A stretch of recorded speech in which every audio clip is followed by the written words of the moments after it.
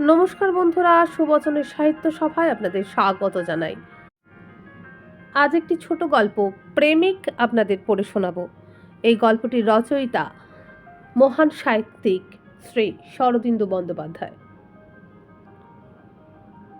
গল্পের শেষে একটি করিয়া মরাল বা হিতোপদেশ জুড়িয়া দেবার ফন্দিটা বোধ হয় বিষ্ণু শর্মা আবিষ্কার করিয়াছিলেন। সে অবধি লাগায়েত বর্তমান কাল। যিনি গল্প লিখিয়াছেন তিনি এই ফন্দিটি কাজে লাগাইবার চেষ্টা করিয়াছেন, অর্থাৎ শুরু হইতে ক্রমাগত মুখ খারাপ করিয়া শেষের কয়েক ছত্রে 2-4টি তত্ত্বকথা ছাড়িয়া পিত্ত রক্ষা করিয়াছেন। ইহাই বর্তমান সাহিত্যিকদের বৈদর্ভী রীতি। মাতাল সারা রাত্রি মাতামাতি করিয়া প্রাতঃকালে গঙ্গা স্নান সারিয়া ঘরে ফিরিতেছে। ইহার প্রতিকার আবশ্যক। যদি কিছু উপদেশ দেবার থাকে গোড়াতেই সারিয়া লইতে হইবে। আরম্ভে নিম্বভক্ষণ সকল রসশাস্ত্রের বিধি হওয়া উচিত। অথ প্রেমের ঠাকুর শ্রী গৌরাঙ্গের কয়েক শতাব্দী পরে আবার বাংলাদেশে নতুন করিয়া প্রেমের বাণ ডাকিয়াছে।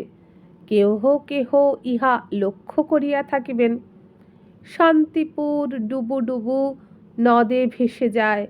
মাঠে ঘাটে ট্রামে রিকশায় কলেজে সিনেমায় তরুণ তরুণীরা অনবরত প্রেম করিতেছে।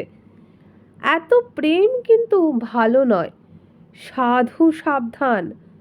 কোনো বস্তুর অত্যধিক প্রাচুর্য ঘটিলে জ্ঞানী ব্যক্তির সন্দেহ হয় ইহাতে ভেজাল আছে। বর্তমানে প্রেমের কারবারে কতখানি ভেজাল চলিতেছে তাহা পরীক্ষা করিয়া দেখিবার সময় উপস্থিত হইয়াছে। বস্তুত অহৈতুকী প্রীতি যে এই নশ্বর সংসারে অতীব দুর্লভ তাহা বহু মহাজন স্বীকার করিয়া গিয়াছেন।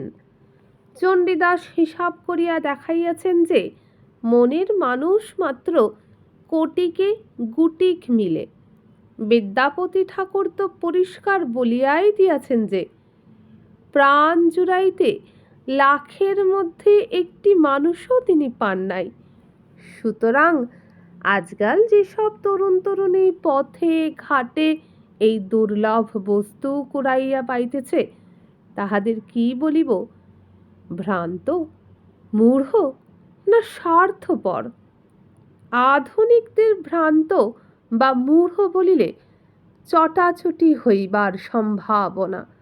তার চেয়ে তাহাদের ভণ্ড, স্বার্থ সর্বস্ব, মতলববাজ, কুচক্রী বলাই শ্রেয়। শ্রীমান বিমান বিহারীর সহিত কুমারী অনিন্দার প্রণয় ঘটিবার উপক্রম হইয়াছিল। যেহেতু বিমান কুকুর ভালোবাসিত সেহেতু অনিন্দার সহিত তাহার প্রেম ঘটিবার যথেষ্ট কারণ ছিল। কেহ ভুল বুঝিবেন না, অনিন্দা মানব নন্দিনী। অনিন্দার একটি কুকুর ছিল। কুকুরটি এই যোগাযোগের ঘটক। আরম্ভে পাত্রপাত্রীর কুলপরিচয় দান করাই বিধি, কিন্তু বিমান ও অনিন্দার কুলজি ঘাঁটিবার আমাদের সময় নাই। মনে করিয়া লওয়া যাক, বিমান স্বয়ম্ভূর মনুর ন্যায় অটো ফার্টিলাইজেশন প্রক্রিয়ার দ্বারা জন্মগ্রহণ করিয়াছিল। তাহার বাপ পিতামহ কস্মিন কালেও ছিল না। অনিন্দাও বৃন্তহীন পুষ্পসম আপনাতে আপনি বিকশিত হইয়াছিল। তাহাতে আমাদের কাহিনীর কোনো ক্ষতি হইবে না। একদা শহরের নির্জন প্রান্তে নবরচিত এক পার্কে বেড়াইতে বেড়াইতে বিমান লক্ষ্য করিল একটি বেঞ্চির উপর এক তরুণী বসিয়া আছে। তাহার পায়ের কাছে খরগোশের মতো ছোট একটি কুকুর খেলা করিতেছে। বিমানের পদদ্বয় অজ্ঞাতসারে তাহাকে সেই দিকে লইয়া চলিল। এক দৃষ্টে কুকুরের পানে তাকাইয়া সে বেঞ্চির এক প্রান্তে বসিয়া পড়িল। কুকুরের গায়ে কুচকুচে কালো কোঁকড়া লোম, চোখ দুটি তরমুজ বিচির মতো। মুগ্ধভাবে তাহার দিকে হাত বাড়াইতে সে টুকটুকে জিভ বাহির করিয়া তাহার হাত চাটিয়া দিল। বিমান আবেগরুদ্ধ স্বরে বলিল, কি সুন্দর কুকুর, পেকেনিজ বুঝি? বলিয়া কুকুরের সত্ত্বাধিকারিণীর দিকে চোখ তুলিল। দেখিল কুকুরের সত্ত্বাধিকারিণী টুকটুকে রাঙা ওষ্ঠাধর বিভক্ত করিয়া মিশমিশে কালো চোখে কৌতুক ভরিয়া হাসিতেছে। তাহার কোঁকড়া ঝামর চুলগুলি দুলিয়া উঠিল। সে বলিল, না, সায়ামিজ। তরুণীর কণ্ঠে কি ছিল জানি না। বিমান তীর বিদ্ধের মতো চমকিয়া উঠিল।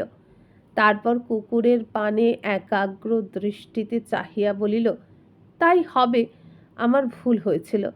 নাম কি? তরুণীর গাল দুটি মুচকি হাসিতে টোল খাইয়া গেল। কার নাম জিজ্ঞেস করছেন? আমার? বিমান লাল হইয়া উঠিল। না না, মানে ওর একটা নাম আছে তো, তাই। তরুণী টিপিয়া টিপিয়া হাসিল, বলিল, ওর নাম রুমঝুম আর আমার নাম অনিন্দা।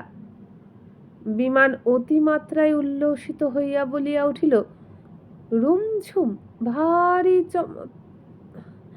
অর্থাৎ কিনা অনিন্দা, ভারী চমৎকার নাম তো। কোন নামটা চমৎকার? বিমান ভীষণ লজ্জিত হইয়া পড়িল। তাহার কান ঝাঁ ঝাঁ করিতে লাগিল। সে সম্মুখে ঝুঁকিয়া রুমঝুমকে আদর করিতে করিতে তোতলার মতো অর্ধ বিভক্ত ভাষায় বলিল, মানে দুটো নামই চমৎকার। অনিন্দা স্মিত মুখে উঠিয়া দাঁড়াইল, বলিল, চল রুমঝুম, বাড়ি যাই, নমস্কার। হিরণময়ী শাললতার মতো জঙ্গমা স্ফুট বিকশিত যৌবনা অনিন্দা চলিয়া গেল। ঝুমঝুম তাহার চারিপাশে একটি কালো প্রজাপতির মতো নৃত্য করিতে করিতে গেল। যতক্ষণ দেখা গেল বিমান বেঞ্চিতে বসিয়া সেই দিকে তাকাইয়া রহিল। পরদিন আবার সেই দৃশ্য, আবার সেই একই ধরনের কথাবার্তা। অনিন্দার গাল মৃদু কৌতুকে টোল খাইয়া গেল। টুকটুকে ঠোঁট দুটি বিভক্ত হইয়া দাঁতগুলিকে ঈষৎ ব্যক্ত করিল। বিমান ক্ষণে ক্ষণে লাল হইয়া উঠিল। অপরিচিতা তরুণীর সহিত রসালাপ করা তাহার অভ্যাস নাই। রুমঝুম দুজনকে ঘিরিয়া খেলা করে, বিমানের হাত চাটিয়া দেয়। এইভাবে আরও কয়েকদিন কাটিল। বিমান ও অনিন্দার মধ্যে বেশ ভাব হইয়াছে। বিমান আর ততটা সংকোচ করে না, বরং একটা অপূর্ব মোহ দিবা রাত্র তাহাকে আচ্ছন্ন করিয়া রাখিয়াছে। বিমান চরিত্রবান যুবা, কিন্তু তাহার ভয় হইতেছে চরিত্র বুঝি আর থাকে না। এদিকে অনিন্দার মিশমিশে কালো চোখে কিসের রং ধরিয়াছে। সমস্ত দিনটা যেন সন্ধ্যার প্রতীক্ষাতেই কাটিয়া যায়। সন্ধ্যায় পার্কে বেড়াইতে যাইবার পূর্বে প্রকাণ্ড আয়নায় ঘুরিয়া ফিরিয়া নিজেকে দেখে। একখানা কাপড় ছাড়িয়া আর একখানা পরে, কানের দুল খুলিয়া ঝুমকা পরে, ঝুমকা খুলিয়া কানবালা পরে। একদিন অনিন্দা বলিল, আপনি তো প্রথম দিনই আমার নামটা জেনে নিলেন, নিজের নাম বলেন না কেন? রুমঝুমকে কোলে লইয়া বিমান বসিয়াছিল। চমকিয়া বলিল, আমার নাম বিভূতি মিত্র। কলেজে পড়েন বুঝি? আবার চমকিয়া বিমান বলিল, হ্যাঁ হ্যাঁ, পোস্ট গ্রাজুয়েট। সন্ধ্যা হইয়া গিয়াছিল। আজকাল রোজই বাড়ি ফিরিতে দেরি হইয়া যায়। জনহীন পার্ক একেবারে নিস্তব্ধ হইয়া গিয়াছিল। আকাশে চাঁদ নাই। অনিন্দা বিমানের পাশে একটু ঘেঁষিয়া বসিল। হাঁটুতে হাঁটু ছোঁয়াছুঁই হইয়া গেল। দুজনে কিছুক্ষণ নীরব। তারপর বিমান একটা দীর্ঘশ্বাস ফেলিল। অনিন্দা বলিল, নিঃশ্বাস ফেললেন যে?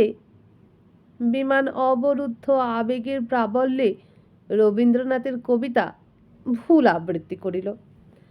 যাহা পাই তাহা ভুল করে পাই, যাহা চাই তাহা পাই না। আরও কিছুক্ষণ নীরব। পূর্বাকাশ ধীরে ধীরে উদ্ভাসিত হইয়া উঠিতেছে। চাঁদ উঠিবে। অনিন্দা অস্ফুট আধো বিজড়িত স্বরে বলিল, আপনি কখনো ভালোবেসেছেন? আকস্মিক উত্তেজনার ফলে মানুষের বাহ্য অভিব্যক্তি কখনো কখনো উৎকট আকার ধারণ করে। বিমান সহসা ঘুমন্ত রুমঝুমকে দুহাতে বুকে চাপিয়া ধরিল। ঘন ঘন নিঃশ্বাস ফেলিতে ফেলিতে প্রজ্বলিত চক্ষে অনিন্দার পানে চাহিল। দাঁতে দাঁত চাপিয়া বলিল, এ পৃথিবীতে টাকা না থাকলে কাম্যবস্তু লাভ করা যায় না। আমার টাকা নেই, কেন মিছে আমাকে লোভ দেখাচ্ছেন? বলিয়া রুমঝুমকে অনিন্দার কোলের উপর ফেলিয়া দিয়া প্রায় ছুটিতে ছুটিতে চলিয়া গেল। রাত্রে ঘুমাইয়া বিমান স্বপ্ন দেখিল। কালো কোকড়া চুল, মিশমিশে দুটি চোখ, লাল টুকটুকে। ঘুম ভাঙিয়া গেল। উত্তপ্ত মস্তকে জল দিয়া সে আবার ঘুমাইল। আবার স্বপ্ন দেখিল। সকালে উঠিয়া বিমান উদ্ভ্রান্তের মতো ভাবিল, আর তো পারা যায় না। লোভ সম্বরণ করা বড় কঠিন। চরিত্র তো রসাতলে গিয়াইছে। মনের অগোচরে পাপ নাই, তবে আর বাহিরে সাধু সাজিয়া লাভ কি? যাহা হইবার হোক, আজই, হ্যাঁ আজই সে এই কার্য করিবে। সন্ধ্যার পর পার্কে কেহ থাকে না। সেই সময় কামনার বিষে যখন অন্তর জর্জরিত, তখন অতি বড় সাধু ব্যক্তিরও হিতাহিত জ্ঞান থাকে না। ঘৃত ও অগ্নির সান্নিধ্য অতি ভয়ঙ্কর। কত সচ্চরিত্র যুবা, কিন্তু যাক, শেষের দিকে আর হিতোপদেশ দিব না। সন্ধ্যার পর আবার দুজনে পাশাপাশি বসিয়া আছে। অনিন্দার চুলের সৌরভ বিমানের নাকে আসিতেছে। এক রাস নরম রেশমের মতো রুমঝুম তাহার কোলে ঘুমাইতেছে। পার্ক অন্ধকার, জনমানব নাই। অনিন্দা কম্পিত স্বরে জিজ্ঞাসা করিল, কাল আমার কথা জবাব না দিয়ে চলে গেলেন যে? অন্ধকারে হাতে হাত ঠেকিল। বিমান তাহার হাত চাপিয়া ধরিয়া বলিল, জবাব কি বুঝতে পারোনি? না, বলুন না, শুনি। বিমানের তপ্ত মুঠির মধ্যে অনিন্দার হাতখানি যেন মাখনের মতো গলিয়া গেল। অনিন্দা, তোমাকে আমার মনের কথা বুঝিয়ে দেব, কিন্তু তুমি আমায় ক্ষমা করতে পারবে? হয়তো পারি, শুনি না আগে। তবে তুমি একটু বসো, আমি এখনই আসছি। কোথায় যাচ্ছেন? রুমঝুমের বোধহয় তেষ্টা পেয়েছে, ওকে একটু জল খাইয়ে আনি। বিমান চলিয়া গেল। তারপর 15 মিনিট, আধ ঘন্টা। একটি কম্প্রবক্ষা তরুণী অন্ধকার পার্কে একাকিনী প্রতীক্ষা করিতেছে। কোথায় গেল বিমান? বিমান তখন শহরের অন্য প্রান্তে নিজের ঘরে বিছানার উপর শুইয়া রুমঝুমকে চটকাইতেছে। রুমঝুম, তোকে আমি চুরি করে এনেছি।